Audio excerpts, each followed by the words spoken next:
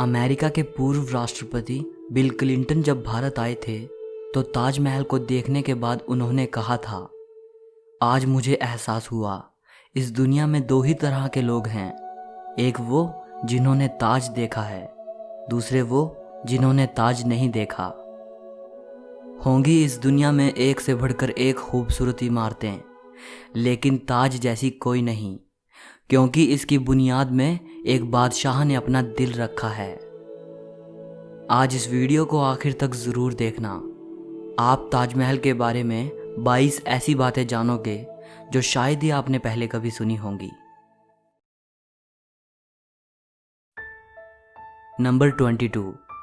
हज़ारों टूरिस्ट जो ताजमहल देखने आते हैं वो ये नहीं जानते कि जो वो सामने देख रहे हैं वो ताजमहल का पिछला हिस्सा है। दरअसल जो शाही दरवाज़ा है वो नदी के किनारे दूसरी तरफ है। आज ज़्यादातर टूरिस्ट ताज को वैसा नहीं देख पाते जैसा कि शाहजहां चाहते थे। मुगल काल में ताज तक पहुंचने के लिए नदी ही मुख्य रास्ता थी। ये एक तरह का हाईवे था। बादशाह और उनके शाही मेहमान नाव में बैठकर आते थे। नदी के किनारे एक चबूतरा हुआ करता था। नदी बढ़ती गई और वो बहुत पहले ही नष्ट हो गया। बादशाह और उनके मेहमान उसी चबूतरे से ताज आया करते थे। नंबर 21। ये कहा जाता रहा है कि शाहजहां ने ताजमहल बनाने वाले मजदूरों के हाथ कटवा दिए थे, लेकिन ये बात एक अफवाह जैसी लगती है, क्योंकि इस बात का कोई प्रमाण मौजूद नहीं है। बहुत से इतिहासकारों का मानना है कि शाहजहां ने मजदूरों और कारीगरों को जिंदगी भर की पगार देकर उनसे एक करारनामा लिखवाया था कि वो ऐसी कोई दूसरी इमारत नहीं बनाएंगे। नंबर 20। ताजमहल की जो 4 मीनारें हैं ये बिल्कुल सीधी नहीं खड़ी हैं, बल्कि चारों बाहर की ओर हल्की झुकी हुई हैं, और इन्हें ऐसा ही बनाया गया था ताकि भूकंप जैसी आपदा आने पर अगर ये गिरे भी तो बाहर की ओर गिरें और मुख्य मकबरे को कोई नुकसान ना पहुंचे। नंबर 19। कुतुब मीनार भारत की सबसे ऊंची मीनार है, लेकिन शायद आपको जानकर हैरानी हो, ताजमहल की ऊंचाई कुतुब मीनार से भी ज़्यादा है। ताजमहल 73 मीटर ऊंचा है, जबकि कुतुब मीनार की ऊंचाई 72.5 मीटर है। नंबर 18। दुनिया में जितनी भी ऐतिहासिक इमारतें मौजूद हैं उनमें से सबसे सुंदर कैलीग्राफी ताज पर हुई है। जैसे ही आप ताज के बड़े दरवाजे से अंदर जाते हो, दरवाजे पर लिखा ये सुलेख आपका स्वागत करता है। हे आत्मा, तू ईश्वर के पास विश्राम कर, ईश्वर के पास शांति के साथ रहे और उसकी परम शांति तुझ पर बरसे। ये कैलीग्राफी थुलूट लिपि में है। इस कैलीग्राफी को डिज़ाइन करने वाले का नाम अब्दुल हक था, जिसे ईरान से बुलाया गया था। शाहजहां ने उसकी चकाचौंध कर देने वाली कला को देखते हुए उसे अमानत खान नाम दिया, उपाधि के तौर पर। नंबर 17। जिस वक्त शाहजहां बादशाह बने वो मुग़ल सल्तनत का सबसे सुनहरा दौर था, या यूं कहें शाहजहां का ज़माना मुग़ल हुकूमत की बसंत जैसा था। चारों तरफ अमन और खुशहाली थी।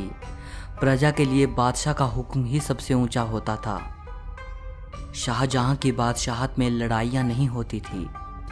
वो ज़बरदस्त शान व शौकत ऐशो इशरत का दौर था। बादशाह को बड़ी बड़ी इमारतें बनवाने का शौक़ था। उन्होंने मुग़ल वास्तुकला के साथ भारत के प्राचीन इतिहास को मिला दिया था। नंबर 16। ऐसी भव्य इमारत दुनिया ने पहले कभी नहीं देखी थी। इसके लिए सफ़ेद संगमरमर राजस्थान के मकराना से लाया गया था। जेड और क्रिस्टल चाइना से मंगवाया गया था। लैपिस लाजुली अफ़गानिस्तान से आया था। टर्कोइस तिब्बत से, जैस्पर पंजाब से, सैफ़ायर श्रीलंका से और कार्नेलियन अरब से आया था। कुल मिलाकर ऐसे ही 28 किस्म के बेशकीमती रत्नों को सफ़ेद संगमरमर में जड़ा गया था। इन सब चीज़ों को विदेश से आगरा लाने के लिए 1000 से भी ज़्यादा हाथी इस्तेमाल किए गए थे। नंबर 15। ताजमहल आज से करीब 400 साल पहले 1631 में बनना शुरू हुआ था और ये 22 साल बाद 1653 में पूरा हुआ। इसका निर्माण 20,000 कारीगरों और मजदूरों ने किया था। वास्तुकला का इससे शानदार नमूना दुनिया में दूसरा कोई भी नहीं। ताजमहल के निर्माण के लिए हर चीज़ को हीरे की तरह परख कर चुना गया था। ताजमहल की दीवारों पर जो नक्काशी है, इसकी तकनीक इटली के कारीगरों से सीखी गई थी। उज़्बेकिस्तान के बुखारा से संगमरमर को तराशने वाले कारीगर बुलाए गए थे। ईरान से संगमरमर पर कैलीग्राफी करने वाले कारीगर आए थे और पत्थर को तराशने के लिए बलूचिस्तान के कारीगरों को बुलाया गया था। नंबर 14। 1857 की क्रांति के दौरान अंग्रेज़ों ने ताज को काफ़ी नुकसान पहुंचाया। उन्होंने लैपिस लाजुली जैसे कई बेशकीमती रत्नों को ताजमहल की दीवारों से खोदकर निकाल लिया था। नंबर 13। ताजमहल के मुख्य गुंबद का जो कलश है, किसी ज़माने में वो सोने का हुआ करता था। 19वीं सदी की शुरुआत में सोने के कलश को बदलकर कांसे का कलश लगा दिया गया। नंबर 12। दावे के साथ नहीं कहा जा सकता कि ताजमहल को किसने डिज़ाइन किया था, लेकिन यह कहा जाता है कि 37 लोगों की एक टीम ने मिलकर ताजमहल का नक्शा तैयार किया था। ये 37 वास्तुकार दुनिया के दूर दूर के कोनों से बुलाए गए थे। नंबर 11। ताजमहल की नींव बनाते समय ताज के चारों ओर बहुत से कुएं खोदे गए। इन कुओं में ईंट पत्थर के साथ साथ आबनूस और महोगनी की लकड़ियों के लट्ठे डाले गए। ये कुएं ताज की नींव को मजबूत बनाते हैं। आबनूस और महोगनी की लकड़ियों में ये खासियत होती है कि इन्हें जितनी नमी मिलती रहेगी, ये उतनी ही फौलादी और मजबूत रहेंगी। और इन लकड़ियों को नमी ताज के पास बहने वाली यमुना नदी के पानी से मिलती है। यमुना के पानी का स्तर हर साल घट रहा है और लकड़ियों में नमी की कमी आ गई है। यही वजह है कि सन 2010 में ताज में दरारें देखी गई। नंबर 10। 1653 में जब ताज बनकर तैयार हुआ था, उस समय इसके निर्माण की कीमत करोड़ों में आंकी गई थी। उसी हिसाब से अगर आज ताज बनवाया जाए तो इसे बनाने में कम से कम 57 अरब 60 करोड़ रुपए लगेंगे। नंबर 9। 1989 में एक भारतीय लेखक P.N. ओक ने एक किताब लिखी थी जिसका नाम था ताजमहल द ट्रू स्टोरी। इस किताब में उन्होंने कई तर्कों के साथ ये दावा किया था कि ताजमहल मकबरा बनने से पहले एक शिव मंदिर था और इसका नाम तेजो महाल्या था।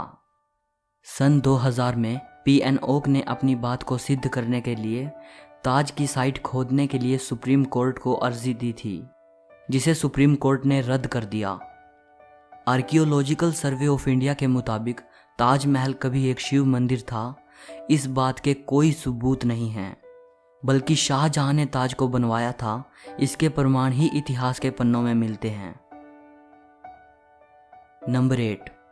एक कहानी प्रसिद्ध है कि शाहजहां यमुना नदी के दूसरी तरफ काले संगमरमर से ऐसा ही एक और काला ताजमहल बनाना चाहते थे। कहा जाता है कि शाहजहां मुमताज़ की तरह अपने लिए भी एक मकबरा बनाना चाहते थे, लेकिन इससे पहले कि वो काला ताजमहल बनवा पाएं, औरंगज़ेब ने उनको कैद खाने में डलवा दिया। लेकिन इतिहासकार कहते हैं कि ये बाद में बनाई गई मनगढ़ंत कहानियां हैं। जिस जगह शाहजहां के काला ताज बनवाने की बात कही जाती है, वहां कई बार खुदाई की जा चुकी है, लेकिन ऐसा कोई सबूत नहीं मिला जिससे यह पता चले कि शाहजहां काला ताज बनवाना चाहते थे। नंबर 7। ताजमहल का डिज़ाइन हुमायूं के मकबरे से प्रेरित दिखता है। हुमायूं शाहजहां के परदादा थे। उनका ये मकबरा हिंदुस्तान में आगे बनने वाली कई मुगल इमारतों के लिए प्रेरणा बना। नंबर 6। दूसरे विश्व युद्ध में सरकार ने मकबरे के चारों ओर बांस का घेरा बनाकर सुरक्षा कवच तैयार कराया था, जिससे कि हवाई बमबाजों को भ्रमित किया जा सके और ये जर्मन और जापानी हवाई हमलों से सुरक्षा प्रदान कर पाए। 1965 और 1971 के भारत पाकिस्तान युद्ध के समय भी यही किया गया था। नंबर 5। कई देशों में ताजमहल की नकल पर बनी इमारतें मौजूद हैं, जैसे चीन, बांग्लादेश और कोलंबिया में। और ऐसी एक इमारत भारत में भी मौजूद है, बीबी का मकबरा। ये इमारत महाराष्ट्र के औरंगाबाद में है। इसे मुगल बादशाह आजम शाह ने अपनी मां दिलरस बानो बेगम की याद में 17वीं सदी के आखिर में बनवाया था। इसे ताजमहल की तर्ज पे बनवाया गया था। इस मकबरे का गुंबद ताजमहल के गुंबद से छोटा है और इसका सिर्फ गुंबद ही संगमरमर का है, बाकी निर्माण प्लास्टर से किया गया है। नंबर 4, ताजमहल की सबसे ज़्यादा लोकप्रियता इसके निर्माण से जुड़ी अद्भुत प्रेम कहानी की वजह से है। बादशाह शाहजहां ने अपनी बेगम मुमताज़ महल की याद में इस इमारत को बनवाया था। मुमताज़ का असली नाम अर्जुमंद बानो बेगम था। शाहजहां ने उन्हें मुमताज़ महल नाम दिया, यानी महल का सबसे अनमोल रत्न। महज 38 साल की उम्र में अपनी 14वीं संतान को जन्म देते वक्त मुमताज़ की मृत्यु हो गई। उस वक्त वो बुरहानपुर में थी। अपनी प्रिय बेगम की मृत्यु से बादशाह बेहद दुखी हुए, जैसे उनकी जिंदगी ही तबाह हो गई। और आखिर उनकी याद में शाहजहां ने ताज को बनवाने का फरमान जारी किया। नंबर 3, पहले मुमताज़ को बुरहानपुर में ही दफनाया गया। इसके बाद शाहजहां ने ताज को बनवाना शुरू किया। तब बुरहानपुर से मुमताज़ के शव को निकालकर जहां ताजमहल बन रहा था उसके पास एक बगीचे में दफनाया गया। ताजमहल को तैयार होने में 22 साल लगे। तब तक मुमताज़ का शव बगीचे में बनाई गई कब्र में ही दफन रहा। बाद में उसे ताजमहल के अंदर मुख्य गुंबद के नीचे दफनाया गया।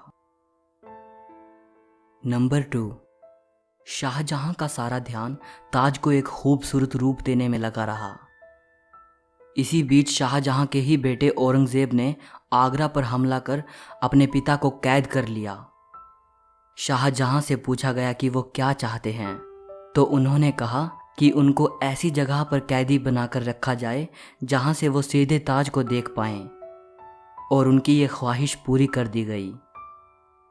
कैद में रहते हुए भी शाहजहां हर वक्त ताज को देखते रहते, और वहीं उन्होंने अपनी जिंदगी की आखिरी सांस ली। मृत्यु के बाद उन्हें मुमताज़ के साथ ही ताजमहल में दफनाया गया। एक हारे थके बादशाह को भी अगर किसी ने गिरने नहीं दिया तो वो मुमताज़ के लिए उनका बेपनाह प्यार ही था। जिस लगन से प्यार की ये अनोखी निशानी बनकर तैयार हुई, उसकी मिसाल आज पूरी दुनिया के सामने है। नंबर 1, कवि रविंद्रनाथ टैगोर ने ताजमहल के बारे में लिखा है, वक्त के गाल पर एक आंसू, हमेशा हमेशा के लिए। उन्होंने ताज की छवि वक्त के गाल पर एक थमे हुए आंसू के रूप में बयान की है। शाहजहां जानते थे कि ये दौलत, ये ताकत और ये शान शौकत एक दिन सब खत्म हो जाएगा। उन्होंने सोचा कि कुछ ऐसी यादगार चीज़ बनाई जाए जो हमेशा रहे, और शाहजहां ने अपनी प्रिय की याद में ताज को बनवाया। आज बादशाह नहीं रहा, उनकी हुकूमत नहीं रही, और उसकी सल्तनत को भी ख़त्म हुए कई ज़माने गुजर गए। बस एक ताज है जिसने बादशाह की सदियों पुरानी प्रेम कहानी को खुद में संजोए रखा है। प्रकृति की गोद में चांद सी जगमगाती ये भव्य इमारत सदियों से दो प्रेमियों के प्यार की अमर कहानी सुनाती आई है और सदियों तक सुनाती रहेगी। सो इस वीडियो के लिए इतना ही। अगर आपको ये वीडियो पसंद आई हो तो लाइक और शेयर ज़रूर करना। ताजमहल के बारे में या इस वीडियो के बारे में आपकी जो भी राय हो कमेंट में बताइएगा। और अगर आप हिस्ट्री और फिलॉसफी से जुड़ी ऐसी ही अमेजिंग वीडियोस देखना चाहते हो तो चैनल को सब्सक्राइब करके घंटी को दबा देना। सो मिलते हैं अगली वीडियो में।